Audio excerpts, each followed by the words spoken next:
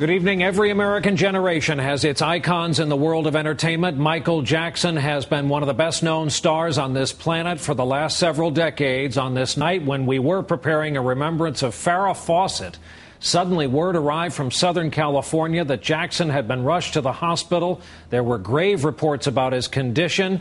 And now this, confirmation tonight that he has died. A lot will be said about Michael Jackson as we learn more about this story. He was incredibly talented, a child star who was an adult with deep troubles and physical and mental health issues. We'll begin our coverage of this still-breaking story with Lester Holt here with me in our New York studios. Again, Lester, this came, first confirmation, L.A. Times, then Associated Press, and now NBC News is confirming this word. And they've been reporting all afternoon about the sequence of events. Apparently about 12:30, Brian, Pacific time, 3:36 Eastern time.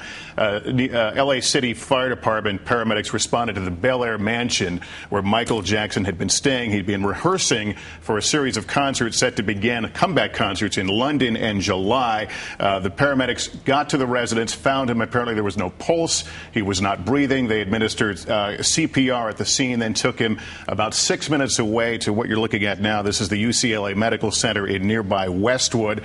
Some family had begun to gather there. The press, of course, gathered, and then we learned just a short time ago in these latest reports that Michael Jackson did die. Apparently he never regained consciousness. They were not able to reestablish a pulse.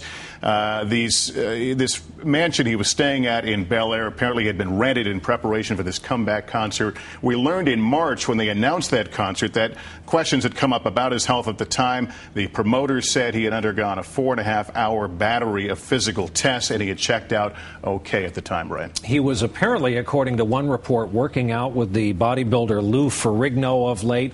MSNBC is reporting that he had expressed a desire to do so-called two-a-day rehearsals for this upcoming tour.